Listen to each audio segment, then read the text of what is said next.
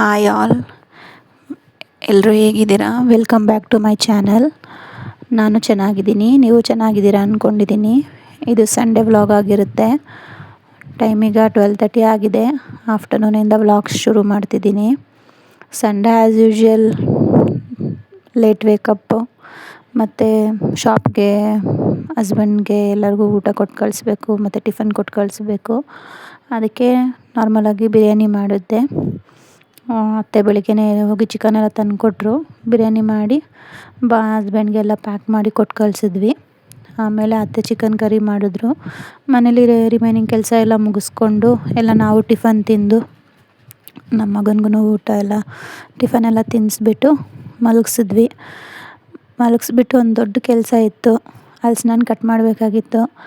Actually ಇದು ಶುಕ್ರವಾರನೇ ನಮ್ಮ ಮೈದಾ ತೊಗೊಂಡು ಬಂದು ಕೊಟ್ಟರು. ಶುಕ್ರವಾರನೇ ಸ್ವಲ್ಪ ಕಾಯಿದೆ ಅಂತ ಅಂದ್ಕೊಂಡು ಸುಮ್ಮನೆ ಆದ್ವಿ. ನೋಡಿದ್ರೆ ಶನಿವಾರ ಅಷ್ಟೊತ್ತಿಗೆ ಫುಲ್ಲು ಸ್ಮೆಲ್ ಬರೋದಕ್ಕೆ ಸ್ಟಾರ್ಟ್ ಆಯಿತು. ಮತ್ತು ಶನಿವಾರ ಅತ್ತೆ ಎಲ್ಲೋ ಹೋಗಿದ್ರು, ಸರಿ ಒಬ್ಬಳೇ ಕಟ್ ಮಾಡೋದಕ್ಕಾಗಲ್ಲ ಅಂತ ಹೇಳ್ಬಿಟ್ಟು ಸುಮ್ಮನೆ ಆದೆ. ಓಕೆ, ಸಂಡೇ ಹೆಂಗಾದ್ರೂ ಇವತ್ತು ಕಟ್ ಮಾಡಲೇಬೇಕು, ಮಗುನ ಮಲಗಿಸ್ಬಿಟ್ಟು ಕಟ್ ಮಾಡೋಣ. ಯಾಕಂದರೆ ಅವ್ನು ಎದ್ದಿದ್ರೆ ಬೇಕು ಅಂತಾನೆ. ನಮ್ಮ ಅತ್ತೆ ಬಂದು ಮಕ್ಳಿಗೆ ಹಲ್ಸಿನಣ್ಣು ಕೊಡಬಾರ್ದು ಅಂತ ಹೇಳ್ತಾರೆ. ಅದಕ್ಕೆ ಅವನ್ನ ಮಲಗಿಸ್ಬಿಟ್ಮೇಲೆ ಕಟ್ ಮಾಡೋಣ ಅಂದ್ಕೊಂಡು ಕೂತ್ಕೊಂಡ್ವಿ. ಆ್ಯಕ್ಚುಲಿ ಅದು ಸ್ವಲ್ಪ ಆಲ್ರೆಡಿ ಕಟ್ಟಾಗಿದೆ. ಸ್ಯಾಟರ್ಡೆ ನೈಟು 11 o'clock ಕಟ್ ಮಾಡಿದ್ದೀನಿ. ಅದನ್ನು ಕಟ್ ಮಾಡಿ ತಿಂದಿದ್ದೀನಿ. ಸ್ಮೆಲ್ಲು ಫುಲ್ಲಾಗಿ ಬರ್ತಾಯಿತ್ತು, ಟೆಂಪ್ಟ್ ಆಗ್ತಾಯಿತ್ತು, ತಿನ್ನಲೇಬೇಕು ಅಂತ. ಸಮಾಧಾನವೇ ಆಗಲಿಲ್ಲ. ಓಕೆ, ತಿನ್ನೋಣ ಅಂತ ಹೇಳ್ಬಿಟ್ಟು ಸ್ವಲ್ಪ ಲೈಟಾಗಿ ಮೇಲೆಗಡೆ ಮಾತ್ರ ಕಟ್ ಮಾಡಿಬಿಟ್ಟು ಒಂದು 10 ಪೀಸ್ ಬಂತು. ಎಲ್ಲರೂ ಒಂದೊಂದು ಪೀಸ್ ತಿಂದುಬಿಟ್ಟು ಟೇಸ್ಟ್ ಹೆಂಗಿದೆ ಅಂತ ನೋಡಿಬಿಟ್ಟು ಮಲ್ಕೊಂಡ್ವಿ. ಓಕೆ, ಸಂಡೇ ಕಟ್ ಮಾಡ್ಕೊಳೋಣ ಅಂತ ಹೇಳ್ಬಿಟ್ಟು ಎಲ್ಲ ಕೆಲಸ ಎಲ್ಲ ಮುಗಿಸ್ಕೊಂಡು ನಾನು ಅತ್ತೆ ಕೂತ್ಕೊಂಡ್ವಿ ಕಟ್ ಮಾಡೋಣ ಅಂತ. ಈ ಹಲ್ಸಿನಣ್ಣು ಕಟ್ ಮಾಡಿದಾಗೆಲ್ಲ ನನಗೊಂದು ದೊಡ್ಡ ಕ್ಯೂರಿಯಾಸಿಟಿ. ಈ ಮಾರೋರು ಅದೆಷ್ಟು ಚೆನ್ನಾಗಿ ಕಟ್ ಮಾಡ್ತಾರೆ. ಅದರಲ್ಲಿ ಒಂದು ತೊಳೆ ಅಂತಾರೆ, ಒಂದು ತೊಳೆ ಕೂಡ ವೇಸ್ಟ್ ಆಗದಿರೋ ಇದ್ದಂಗೆ, ಒಂದು ತೊಳೆ ಕೂಡ ಅರ್ಧ ಪೀಸ್ ಆಗದಿರೋ ಇದ್ದಂಗೆ ಕ್ಲೀನಾಗಿ ಕಟ್ ಮಾಡ್ತಾರೆ. ನಮಗೆ ಇದನ್ನು ಕಟ್ ಮಾಡಬೇಕಂದ್ರೆ ಸಾಹಸ ಮಾಡಬೇಕು. ನಾನು ಅದು ಹೇಳಿದ್ದಕ್ಕೆ ನಮ್ಮ ಅತ್ತೆ ರೇಗಿಸ್ತಾಯಿದ್ರು. ಇನ್ನು ತಿನ್ನಲೇಬೇಕು ಅಂದರೆ ತೊಗೊಂಡು ಬರಬೇಕು, ಕಟ್ ಮಾಡಬೇಕು, ಕಷ್ಟಪಟ್ಟರೆ ನಮ್ಗೆ ಅದು ಫಲಿತ ಸಿಗೋದು ಅಂತ ಹೇಳ್ಬಿಟ್ಟು. ಆಮೇಲೆ ಮತ್ತೆ ನಾನು ಹೇಳಿದೆ, ಫಸ್ಟೆಲ್ಲ ಹಲ್ಸಿನಣ್ಣು ಕರಡಿಗಳು ತಿಂತಾಯಿತ್ತಂತೆ ಅಂತ ಹೇಳಿದ್ದಕ್ಕೆ ನಮ್ಮ ಅತ್ತೆ ಎತ್ಕೊಂಡು, ಹೌದು ಆವಾಗೆಲ್ಲ ಕರಡಿ ತಿಂತಾಯಿತ್ತು, ಈಗ ಮನುಷ್ಯರೆಲ್ಲ ತಿಂತಾ ಇರೋದಕ್ಕೆ ಮತ್ತು ಅದಕ್ಕೆ ರೇಟ್ ಇಷ್ಟೊಂದು ಜಾಸ್ತಿ ಆಗಿದೆ ಅಂತೇಳ್ಬಿಟ್ಟು. ಮತ್ತು ರಾಮನಿಗೆ ಹಲ್ಸಿನಣ್ಣು ರಸಾಯನ ಅಂದರೆ ತುಂಬ ಇಷ್ಟ ಅಂತೇಳ್ಬಿಟ್ಟು ಹೇಳ್ತಾಯಿದ್ರು. ಓಕೆ, ಹಾಗೆ ಸ್ವಲ್ಪ ಹೊತ್ತು ಗಾಸಿಪ್ ಮಾಡ್ಕೊಂಡಿದ್ವಿ. ಆ್ಯಕ್ಚುಲಿ ಹೇಳ್ಬೇಕಂದ್ರೆ ಹಲ್ಸಿನಣ್ಣು ತುಂಬ ಪ್ರೈಸ್ಗೆ ಮಾರ್ತಾರೆ. ಇದು ನಮ್ಮ ಮೈದಾ ಬಂದುಬಿಟ್ಟು 200 rupeesಗೆ ತೊಗೊಂಡು ಬಂದಿದ್ದರು. ಆದರೆ ಇಲ್ಲೆಲ್ಲ ಬ್ಯಾಂಗ್ಳೂರಲ್ಲಿ 500 rupees ಕೇಳ್ತಾರೆ. ಆ್ಯಂಡ್ 1/4 kg ಬಂದು 60 rupees. ಒಂದು 7ರಿಂದ 8 ಪೀಸ್ ಇರುತ್ತೆ ಅಷ್ಟೇ. ಅದು ಪೀಸ್ ಲೆಕ್ಕ ಕೂಡ ಕೊಡೋದಿಲ್ಲ, kg ಲೆಕ್ಕ ಮಾರ್ತಾಯಿದ್ದಾರೆ ಇವಾಗ. ಓಕೆ, ಇಷ್ಟೊಂದು ಹಲ್ಸಿನಣ್ಣು ಏನಪ್ಪ ಮಾಡೋದು, ಎಲ್ಲ ಬಿಡಿಸಿದ್ದಾದಮೇಲೆ ಅದರಲ್ಲಿ ಅರ್ಧ ಪೀಸ್ ಕಟ್ಟಾಗಿರೋದೆಲ್ಲ ಸಪ್ರೇಟ್ ಮಾಡಿಟ್ಕೊಂಡೆ. ಆಮೇಲೆ ಅತ್ತೆ ಸ್ವಲ್ಪ ಮೈದಾಗೆ ಸ್ವಲ್ಪ ಮತ್ತು ಅಕ್ಕಗೆ ಸ್ವಲ್ಪ ಎಲ್ಲ ತೆಗೆದಿಟ್ಬಿಟ್ಟು ಅವ್ರ ಫ್ರೆಂಡಿಗೆ ಸ್ವಲ್ಪ ಕೊಡ್ತೀನಿ ಅಂತ ಹೇಳ್ಬಿಟ್ಟು ಎಲ್ಲ ತೆಗೆದೆತ್ತಿಟ್ರು. ನಾನು ಅದರಲ್ಲಿ ಪೀಸ್ ಆಗಿರೋದೆಲ್ಲ ಸಪ್ರೇಟ್ ಮಾಡಿ ಚೆನ್ನಾಗಿರೋ ತೊಳೆಗಳೆಲ್ಲ ಸಪ್ರೇಟ್ ಎತ್ತಿಟ್ಕೊಂಡೆ. ಇದನ್ನೇನಪ್ಪ ಮಾಡೋದು, ಇಷ್ಟೊಂದಿದೆ ಅಲ್ಲ ಅಂತ ಅಂದ್ಬಿಟ್ಟು ಅದರಲ್ಲಿ ಒಬ್ಬಟ್ಟು ಮಾಡೋಣ ಅಂತ ಅಂದ್ಕೊಂಡೆ. ಅತ್ತೆ ತೊಗೊಂಡೋಗಿ ಅವ್ರ ಫ್ರೆಂಡ್ಗೆ ಕೊಟ್ಬಿಟ್ಟು ಬರೋಕ್ಕೆ ಅಂತ ಹೋದರು. ಅವರು ಸ್ವಲ್ಪ ತೆಂಗಿನಕಾಯಿ ಇದೆ ತೊಗೊಂಡೋಗು ಅಂತ ಹೇಳಿದ್ರು. ಎಕ್ಸ್ಚೇಂಜ್ ಆಫರಲ್ಲಿ ಹಲ್ಸಿನಣ್ಣು ಕೊಟ್ಬಿಟ್ಟು ತೆಂಗಿನಕಾಯಿ ತೊಗೊಂಡು ಬಂದಿದ್ದರು. ಆಮೇಲೆ ನನ್ನ ಅತ್ತೆಗೆ ಹೇಳ್ತಾಯಿದ್ದೆ, ಅತ್ತೆ ನಿಮ್ಮ ಮಗ ಹೇಳ್ತಾಯಿದ್ರು, ಏನು ನಮ್ಮ ಅಮ್ಮನೂ ವೀಡಿಯೋದಲ್ಲಿ ಹಾಕ್ಕೊಂಡು ಫೇಮಸ್ ಮಾಡ್ತಾಯಿದ್ದೀಯಾ, ವೀಡಿಯೋದಲ್ಲಿ ಯೂಟ್ಯೂಬಲ್ಲೆಲ್ಲ ಹಾಕಿ ಫೇಮಸ್ ಮಾಡ್ತಾಯಿದ್ದೀಯಾ ಅಂತ ಹೇಳ್ತಾಯಿದ್ದಾರೆ ಅಂತ ಹೇಳಿದ್ದಕ್ಕೆ ನಮ್ಮ ಅತ್ತೆ ನಗ್ತಾಯಿದ್ರು.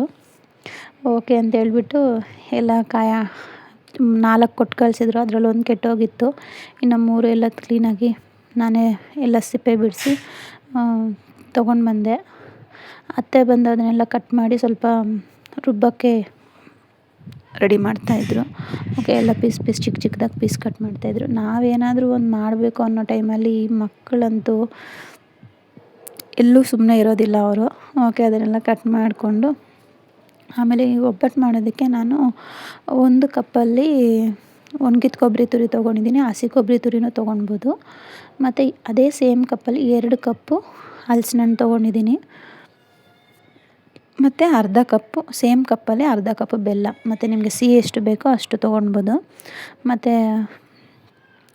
2 ಕಪ್ಪು ಹಲಸಿನ ಹಣ್ಣನ್ನ ರುಬ್ಬೋ ಟೈಮಲ್ಲಿ ಸ್ವಲ್ಪ ಏಲಕ್ಕಿ ಹಾಕಿ ರುಬ್ಬಿಟ್ಕೊತಾ ಇದ್ದೀನಿ. ಮತ್ತು ಕಲಸೋದಕ್ಕೆ ಕಣಕ ಮಾಡೋದು ಎಲ್ರಿಗೂ ಗೊತ್ತೇ ಇರುತ್ತೆ.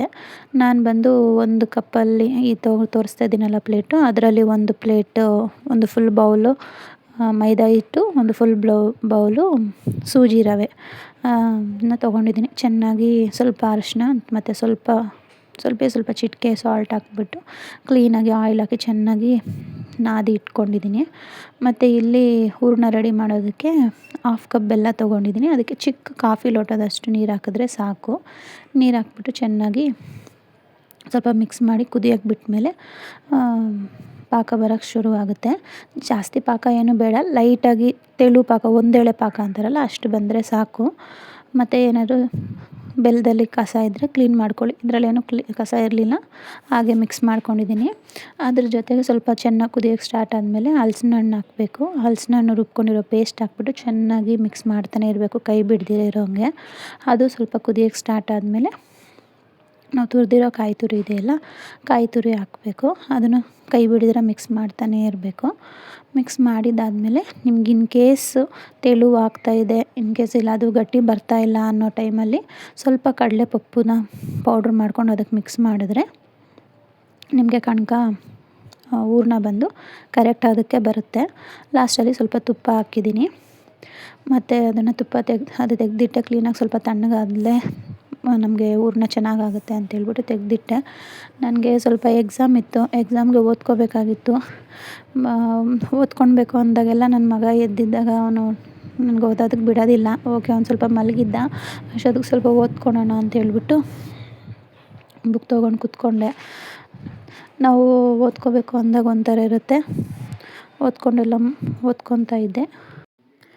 ಮದುವೆ ಆಗಿ 2 ಮಕ್ಕಳಾದಮೇಲೆ ನಾವು ಮತ್ತೆ ಓದಬೇಕು ಅಂತಂದರೆ ತುಂಬ ರಿಸ್ಕಿ. ಆದ್ರೂ ಟ್ರೈ ಮಾಡ್ತಾಯಿದ್ದೀನಿ, ನನ್ನ ಎಫರ್ಟ್ ನಾನು ಹಾಕ್ತಾಯಿದ್ದೀನಿ. ಆ್ಯಕ್ಚುಲಿ ನಾವು ಕನ್ನಡ ಮೀಡಿಯಮಲ್ಲಿ ಓದಿದ್ದು. ಕನ್ನಡ ಮೀಡಿಯಮಲ್ಲಿ ಓದಿರೋರಿಗೆ ಇಂಗ್ಲೀಷ್ ಮೀಡಿಯಮ್ದು ಮತ್ತು ಇಂಗ್ಲೀಷ್ ಓದಬೇಕು, ಇಂಗ್ಲೀಷ್ ಬೈ ಹಾರ್ಟ್ ಮಾಡಬೇಕು ಅಂದರೆ ತುಂಬ ಕಷ್ಟ. ಓಕೆ, ನನ್ನ ಎಫರ್ಟ್ ನಾನು ಹಾಕ್ತಾಯಿದ್ದೀನಿ. ಎಕ್ಸಾಮ್ ಬಂದಾಗ ರಿಸಲ್ಟಲ್ಲಿ ನೋಡೋಣ ಅಂತೇಳ್ಬಿಟ್ಟು ಸ್ವಲ್ಪ ಓದ್ಕೊಂಡು ಅಷ್ಟೊತ್ತಿಗೆ ಈವ್ನಿಂಗ್ ಆಗಿತ್ತು. ಕಣಕ ಎಲ್ಲ ತಣ್ಣಗಾಗಿತ್ತು, ಮತ್ತು ಕಣಕ ಚೆನ್ನಾಗಿ ಸಾಫ್ಟಾಗಿತ್ತು, ಮತ್ತು ಹೂರಣನೂ ತಣ್ಣಗಾಗಿತ್ತು. ಅದನ್ನೆಲ್ಲ ಉಂಡೆ ಮಾಡಿಟ್ಕೊಂಡೆ. ಈ ಥರ ನಾವು ಉಂಡೆ ಮಾಡಿಟ್ಕೊಂಡ್ರೆ ನಮಗೆ ತೆಗೆದು ಮತ್ತು ತಟ್ಟೋ ಟೈಮಲ್ಲಿ ನಮಗೆ ಈಸಿ ಆಗುತ್ತೆ, ಮತ್ತು ಕೈಯೆಲ್ಲ ಗಲೀಜಾಗೋ ಥರ ಇರೋದಿಲ್ಲ. ಒಂದೇ ಸತಿ ಒಂದು ಪ್ಲೇಟಲ್ಲಿ ಕಣಕ ಸಪ್ರೇಟಾಗಿ, ಹೂರಣ ಸಪ್ರೇಟಾಗಿ ನಾವು ಉಂಡೆ ಮಾಡಿ ಇಟ್ಕೊಂಡ್ಬಿಟ್ರೆ ಎತ್ತಿ ಫಾಸ್ಟಾಗಿ ತಟ್ಕೊಬೋದು. ನಮಗೆ ಕೆಲಸ ಕೂಡ ಈಸಿ ಆಗುತ್ತೆ ಮತ್ತು ಫಾಸ್ಟಾಗಿ ಕೂಡ ಆಗುತ್ತೆ. ಈ ಹಲಸಿನ ಹಣ್ಣು ಒಬ್ಬಟ್ಟು ನಾನು ಆಲ್ರೆಡಿ ಲಾಸ್ಟ್ ಟೈಮ್ ಒಂದು ಸತಿ ಟ್ರೈ ಮಾಡಿದ್ದೆ, ತುಂಬ ಚೆನ್ನಾಗಿ ಬಂದಿತ್ತು.